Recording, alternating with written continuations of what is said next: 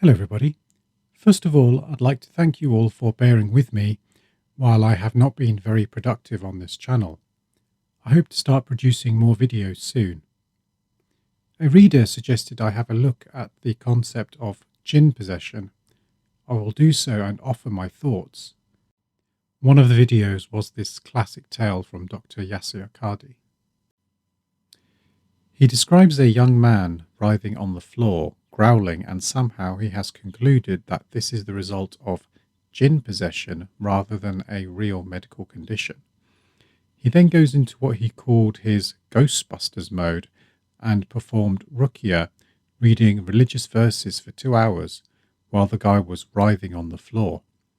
I think it's immensely lucky for everybody involved that this wasn't a real medical emergency.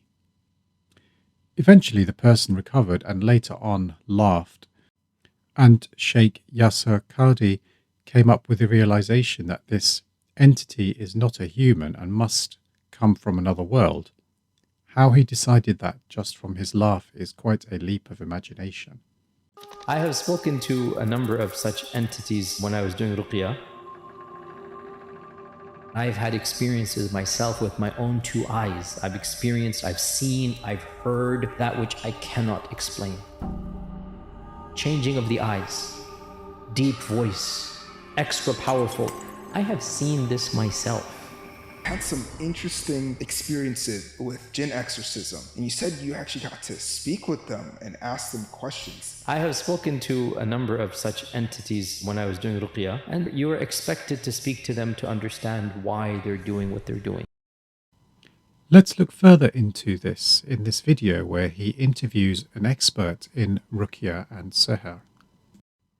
He starts by explaining his background and, when trying to rebut skepticism, advises people to come and attend an actual session rather than give any scientific explanation as to why natural causes aren't considered as likely.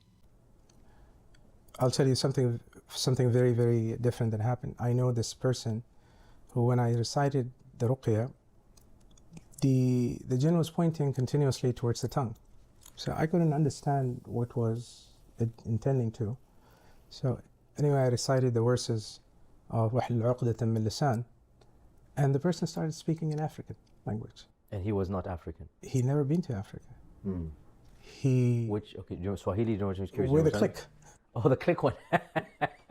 With a click, and I was looking at, and I asked him, like, do you know any African language? Have you ever been to Africa? Like, never. So what does that tell you? That where did this knowledge come from? Where did this speech come from? It has to be a separate entity. Yeah. Where, a separate entity, the person, is possessing the person. These anecdotal examples are given throughout this interview. There is no verification or further explanation of what was actually said or what African language was used, so these anecdotes are no more reliable than other anecdotes of, for example, ghosts or reincarnation. He does try to explain how he works with psychiatrists and licensed professional counsellors to be sure that there is Jinn possession, but there is no explanation as to how or of the degrees of effort put into excluding physical causes.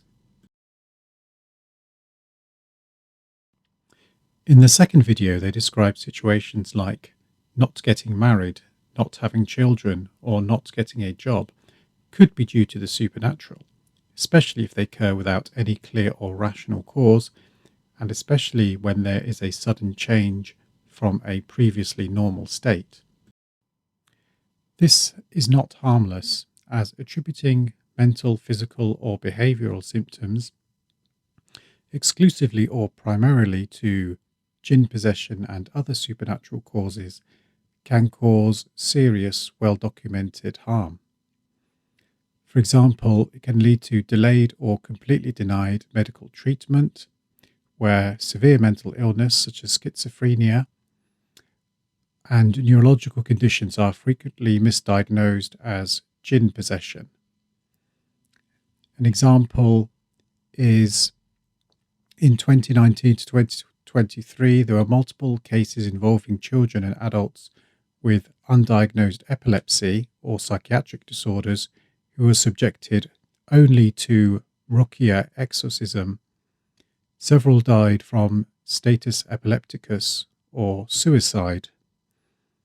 A 2021 study in transcultural psychiatry showed some Pakistani and Bangladeshi patients in the UK only presented to psychiatrists after 2 to 7 years of spiritual treatment, by which time irreversible brain damage or suicide attempts had occurred. There are also physical harms from the exorcism practices, such as beatings, burning with incense, or forced ingestion of large quantities of olive oil or water. An example is in Malaysia in 2018 when a man with schizophrenia died after being beaten for 3 days during a ruqya. There is also the risk of financial exploitation where unscrupulous exorcists charge lots of money for repeated sessions. There's a risk of misdiagnosis of serious physical illnesses where people have presented with advanced disease after months to years of being told their symptoms were due to Sihr. In summary, while belief in the supernatural is a part of many people's religious worldviews, attributing all or most symptoms to these causes can lead to delays in receiving proper medical and psychiatric evaluation. Thank you for watching, and please let me know what you think in the comments section.